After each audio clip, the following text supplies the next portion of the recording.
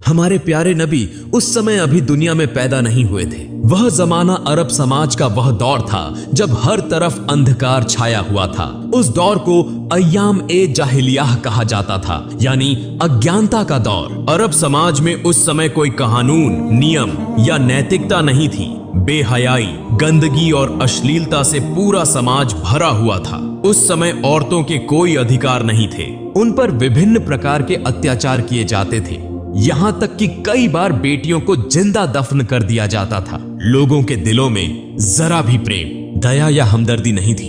औरतों को मात्र भोग की वस्तु समझा जाता था। यहां तक कि बाजारों में पुरुष और महिलाओं को गुलाम और बांदी बनाकर बेचा जाता था। उस समय विभिन्न क्षेत्रों से मुसलमान खाने काबा का तवाफ करने के लिए मक्का आते थे, लेकिन खाने काबा के अंदर 360 मूर्तियां रखी हुई थीं, क्योंकि उस समय मक्का में मुसलमानों के साथ साथ ईसाई, यहूदी और विभिन्न कबीलों के लोग भी व्यापार के लिए स्थायी या अस्थायी रूप से बसे हुए थे। उनमें काफिरों और मुशरिकों की संख्या अधिक थी, इसी कारण उनका दबदबा सब पर बना हुआ था। फिर 570 ईस्वी का समय आया जब मक्का के प्रधान नबी करीम के दादा और कुरैश कबीले के सरदार अब्दुल मुत्तलिब थे, जो खाने काबा की देखभाल के जिम्मेदार भी थे।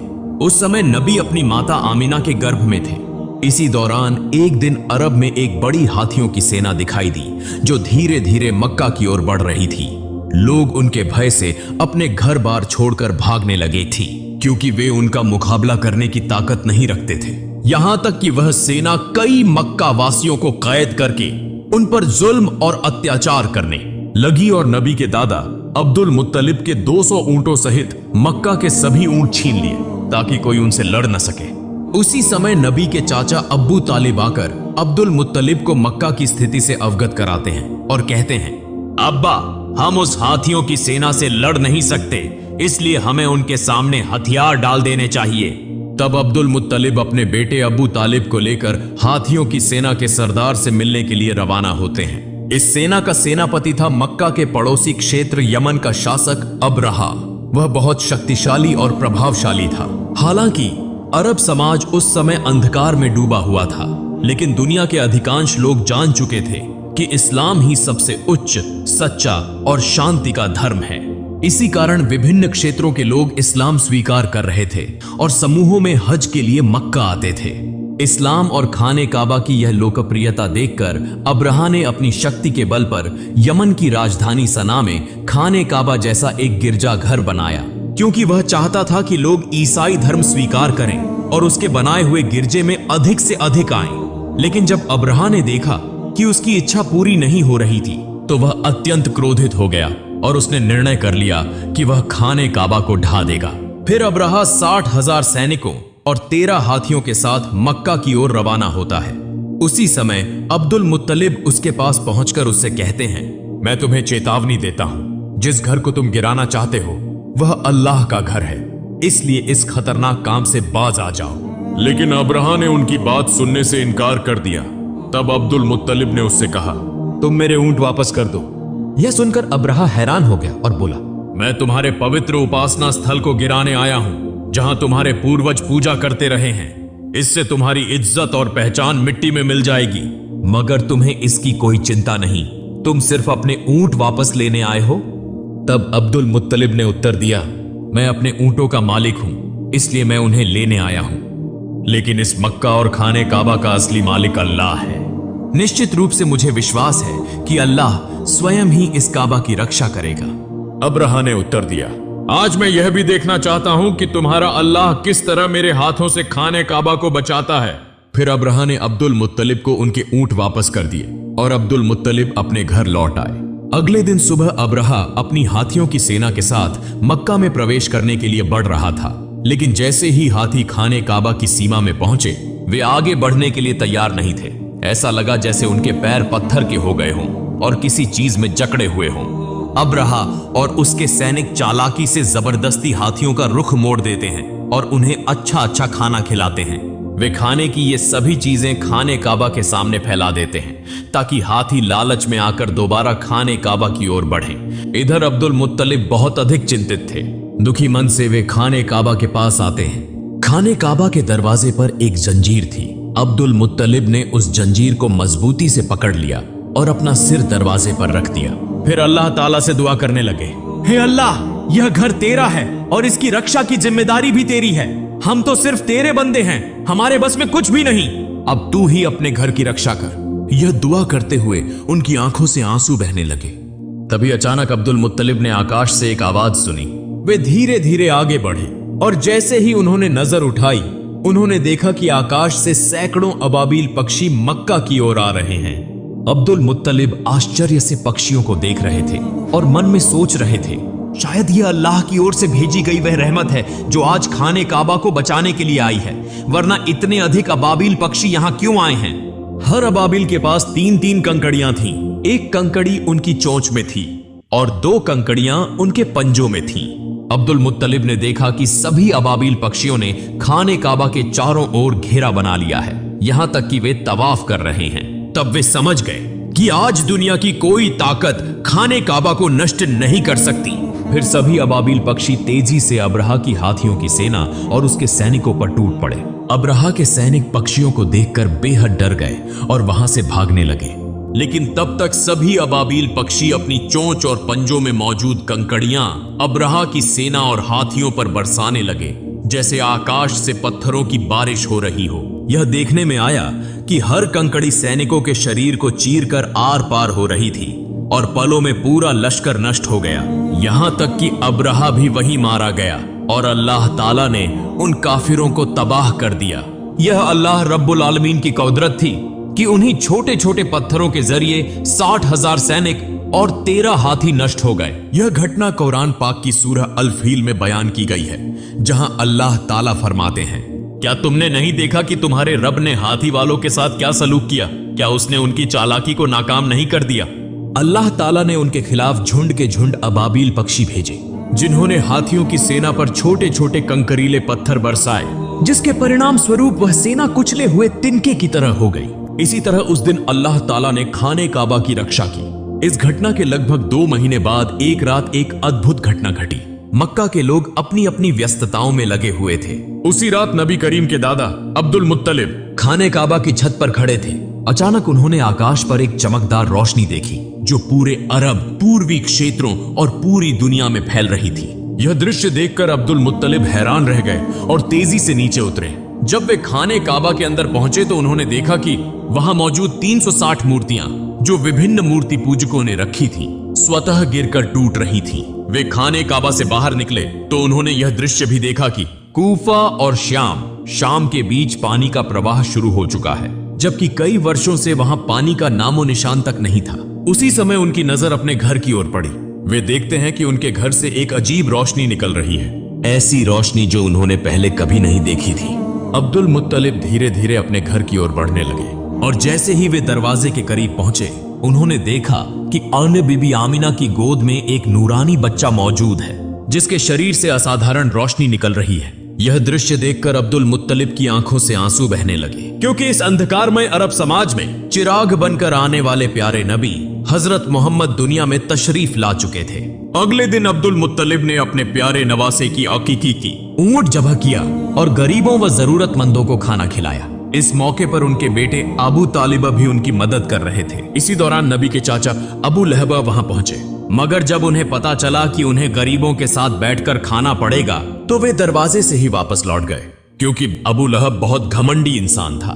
इधर हजरत आमिना के सीने में दूध नहीं था, इसलिए नबी करीम को दूध पिलाने के लिए एक आदायु को बुलाया गया।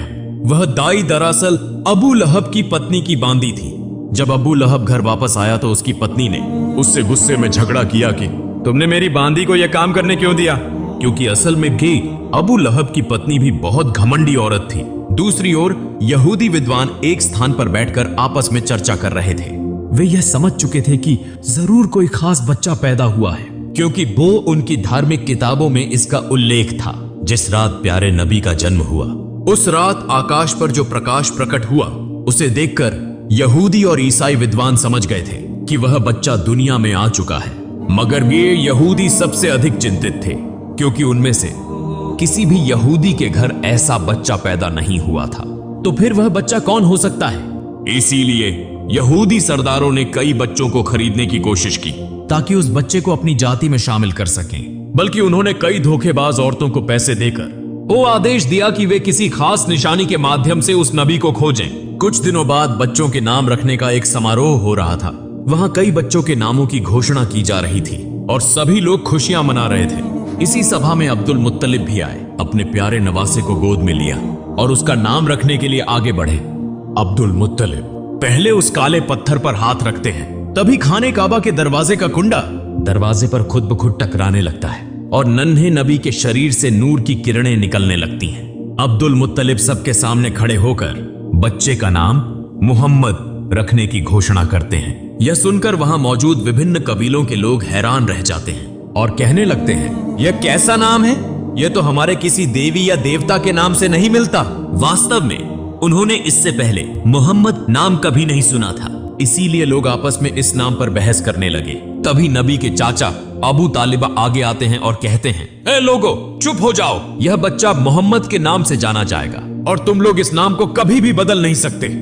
यह कहकर उन्होंने सबको शांत करा दिया और सभी ने उनकी बात मान ली। फिर देखा गया कि अबू लहब अपनी कट पत्नी की बांदियों को वापस लेने आया था, जिसने नबी करीम को सबसे पहले दूध पिलाया था। अब नबी भूखे थे मगर उन्हें दूध नहीं मिल रहा था। यह देखकर अब्दुल मुत्तलिब सीधा अबू लहब के पास गए और उससे इसका कारण पूछा। अबू लहब कहने लगा, यह बांदी मेरी पत्नी ने मुझे तोहफे में दी थी, इसलिए इसकी मालकिन मेरी पत्नी है। यह सुनकर अब्दुल मुत्तलिब गुस्से में आ गए और कहा, तुम मोहम्मद के चाचा होकर भी ऐसी बात कर रहे हो, जबकि मैं तो मोहम्मद के लिए अपनी जान भी देने को तैयार हूँ, मगर अल्लाह ही सबसे बड़ा रक्षक है। इसीलिए नबी करीम ज्यादा दिनों तक दूध के बिना नहीं रहे। उस समय अरबों की परंपरा थी कि बच्चे के जन्म के बाद उसे दूध पिलाने और पालन पोषण के लिए देहाती औरतों को सौंप दिया जाता था, ताकि वह खुली हवा में पलकर मजबूत हो। इसका एक और लाभ यह था कि बच्चे को शुद्ध अरबी भाषा सिखाई जाती थी। उन बंजारिन महिलाओं को इस सेवा के बदले अच्छा इनाम भी दिया जाता था। हर साल रेगिस्तानी महिलाएं मक्का आती थीं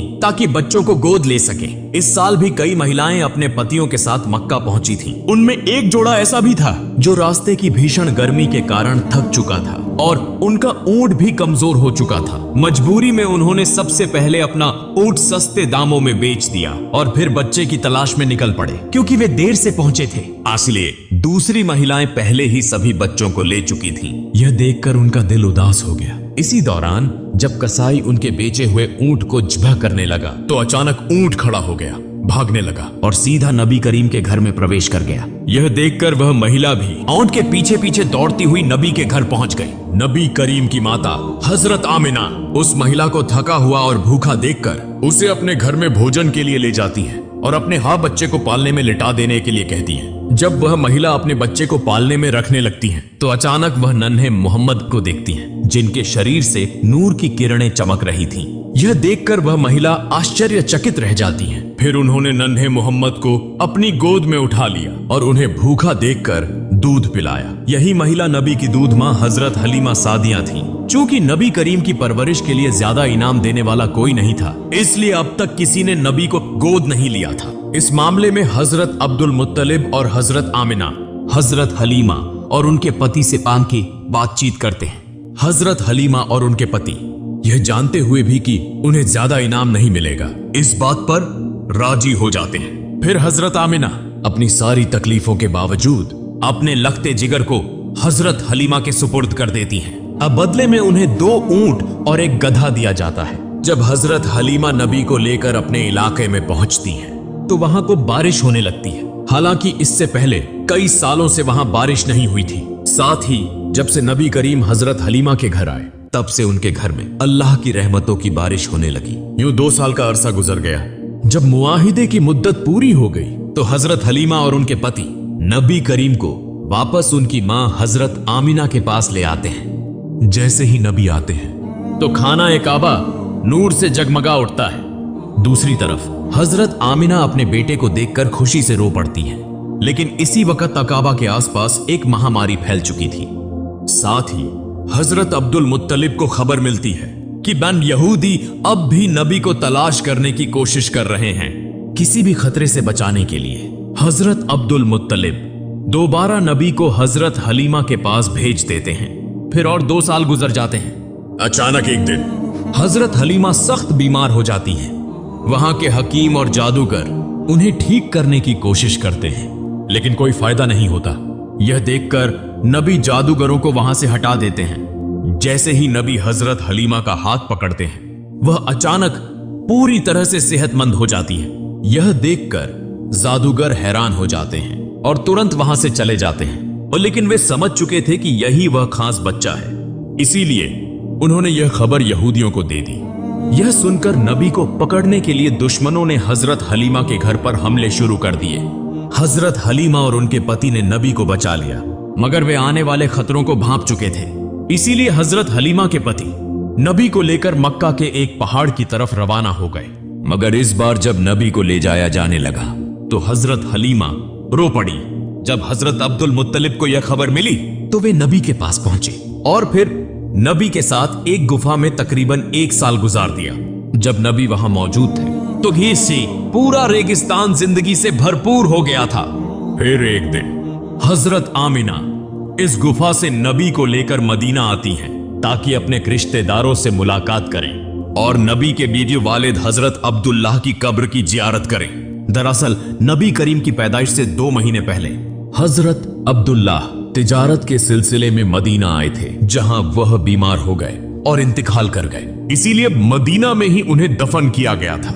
हजरत आमिना यहीं बैठकर नबी को उनके वालिद के बारे में बताती हैं और कुछ वक्त नबी के साथ गुजारती हैं। लेकिन सिर्फ 2 महीने बाद हजरत आमिना अचानक बीमार हो जाती हैं और इसी बीमारी की हालत में मदीना से वापसी के दौरान रास्ते में ही हजरत आमिना का भी इंतकाल हो जाता है। चूंकि केवल 6 साल की उम्र में ही पैगंबर मोहम्मद अनाथ हो गए।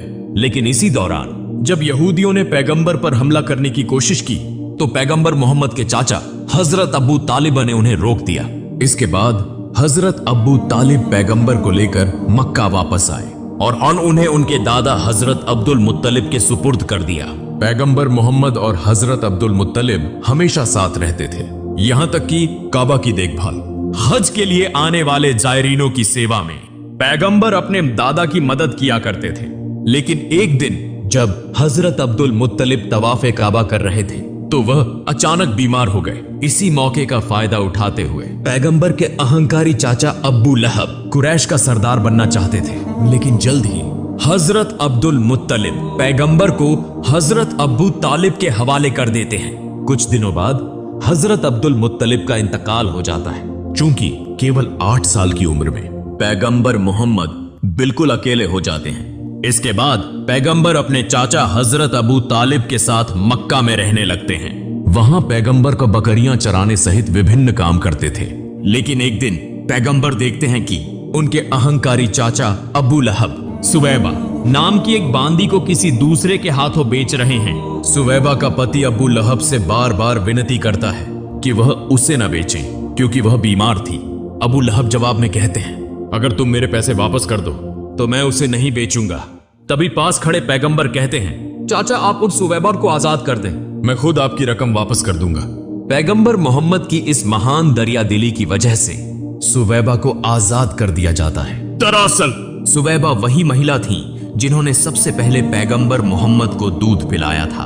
फिर एक और दिन पैगंबर मोहम्मद देखते हैं कि एक व्यक्ति अपनी बेटी को जिंदा दफनाने के लिए ले जा रहा है। इस दौरान उसकी पत्नी अपने पति के पैरों को पकड़कर रो रही थी और उससे विनती कर रही थी कि वह ऐसा न करे। पैगंबर मोहम्मद उस नन्ही बच्ची को गोद में लेकर उस व्यक्ति के पास आते हैं और उसे समझाते हैं कि बेटी माता पिता के लिए रहमत होती है।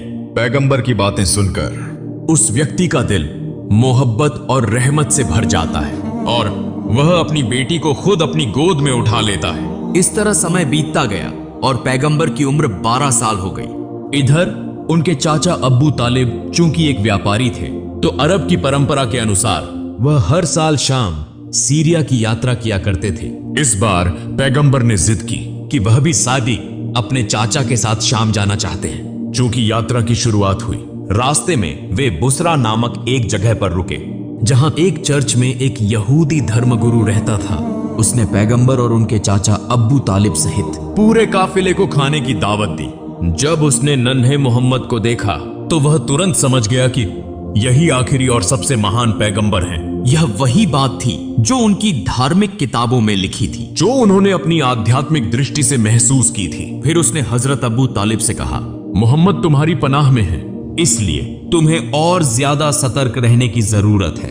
और यह भी कहा कि तुम्हें मोहम्मद को लेकर शाम नहीं जाना चाहिए, क्योंकि वहां के यहूदी उन्हें नुकसान पहुंचा सकते हैं।